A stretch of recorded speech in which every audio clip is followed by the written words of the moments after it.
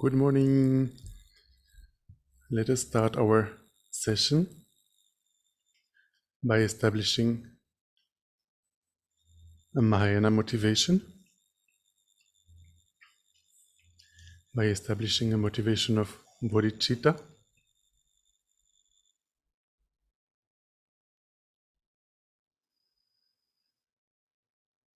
Just thinking, I'm not doing this session, this meditation session for myself alone.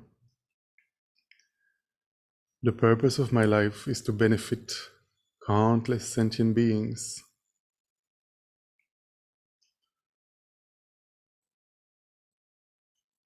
Therefore, the reason I'm doing this meditation practice is in order to transform my mind,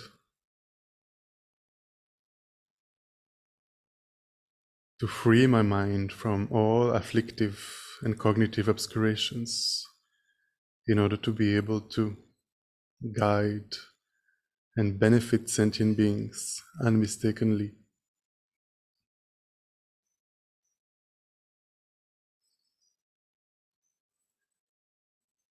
Try to generate a sense of compassion for sentient beings,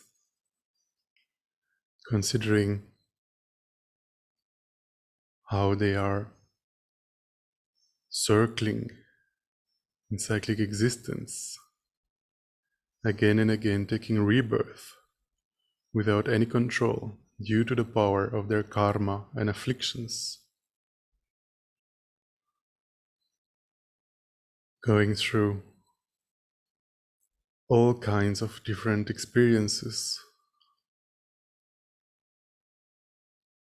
without any choice, without any control.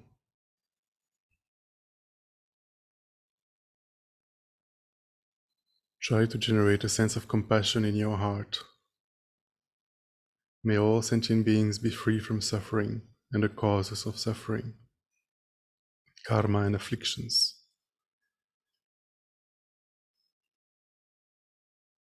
I myself will cause them to be free from suffering and the causes of suffering. Now I have this precious human rebirth. I'm extremely fortunate. So therefore I will engage in study, contemplation and meditation in order to transform my mind and become a Buddha, in order to guide all sentient beings unmistakably. May I become a Buddha for the benefit of all my dear mother sentient beings. So with this motivation in mind, we will engage in Shamatha practice, single-pointed meditation, also called calm abiding. So for this there are 4 instructions. The first is to look at your body posture.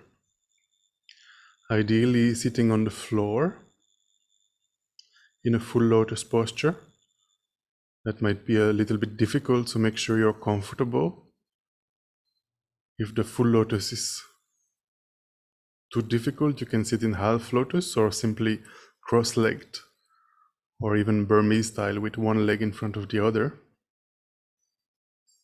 The hands are resting in the concentration mudra, so the right hand on the left and the 2 thumbs are slightly touching, and this rests at your lap. You can leave enough space under your armpits for the air to flow, and make sure your body is flexible. The back needs to be straight, the body is upright, the spine is aligned, but the body is flexible. You can turn around easily. Don't be stiff. If you're sitting on the chair, make sure you don't sit towards the support. You're not leaning towards the support, not leaning forward either. Make sure your body is straight, as if there was a string at the crown of your head holding your body upright.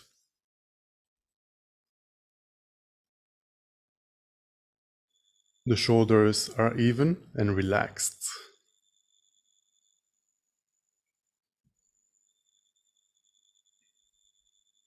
The eyes are slightly closed but not completely. They are slightly opened, just gazing in the space in front of you, 1 or 2 meters ahead. But we are not actually paying attention to what our eyes are apprehending. It is the mental consciousness that meditates. A tip of the ancient masters is for your tongue to be behind your upper teeth, touching your upper palate, and this reduces the production of saliva.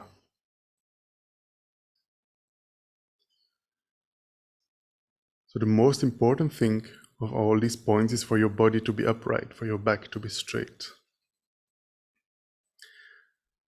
Then the second point is to look at your focal point, your object of meditation. So if you're familiar with Shamatha practice, you can bring to mind the object you usually use for this meditation. And if you don't have an object you're familiar with, what I would suggest is to visualize a very tiny dot of white light between your nose and your upper lip. So in this area, very small, maybe 1 or 2 millimeters in diameter. And place all your attention there on this tiny dot of white light. And for the entire duration of the meditation, we will meditate for about 15 minutes. Try as much as you can to place all your attention on this object. The third instruction is that during these 15 minutes, if you're a beginner like me, distraction will occur. Your mind will be distracted either with excitement, for example, thinking about the past and the future, thinking about what you will do later today or what you were doing last night or whatever. This is one of the 2 errors of meditation that we need to identify: excitement. The second error is laxity, also called dullness or lethargy, mental sinking. So your mind is kind of falling asleep. You lose the object because your mind is sinking. So these are the 2 ways we lose our object. Either our mind wanders with excitement, or we lose the object because of laxity. So the fourth and final instruction is to apply the antidotes to counter these 2 errors of meditation. The first antidote being introspection. Introspection meaning throughout the 15 minutes, we try to hold our object of meditation. A part of your mind should be checking, am I meditating? Am I concentrated on my mental object? And if I notice with this introspection, if I notice that my mind is not focused on my object anymore, if I have lost my object due to mental wandering or lethargy, then I make the effort to bring my mind back onto the object with mindfulness. This is a second antidote. So constantly my mind is checking, am I meditating? Like a part of my mind, not my full attention. My attention is mainly on my object of meditation, but a part of my mind is introspecting. And if I notice that my mind is not concentrated on my object anymore, then with mindfulness, I bring the mind back onto the object and try to remain there for the rest of meditation. And every time I notice the mind has been distracted or has fell into dullness, every time I notice, I bring the mind back onto the object. So we will try this for 15 minutes.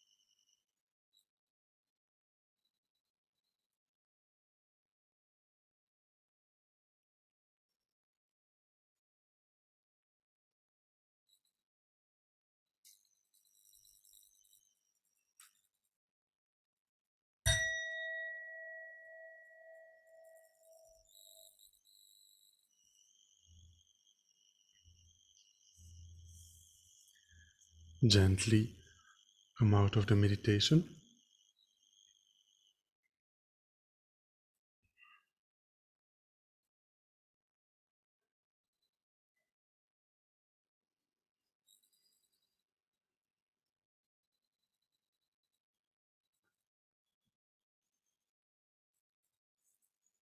And we can dedicate the merits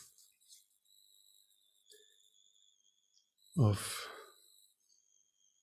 engaging in meditation practice so that we may soon, very soon, become fully awakened Buddhas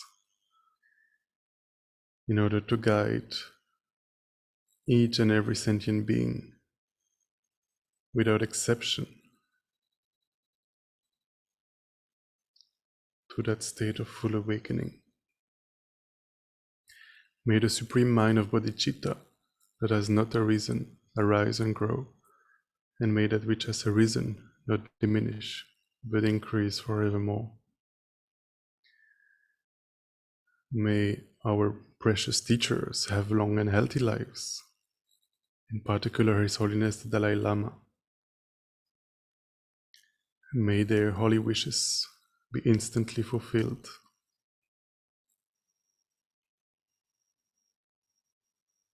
May we find the reincarnation of Lama Zopa Rinpoche very soon, so that Rinpoche may continue to guide us and lead the organization.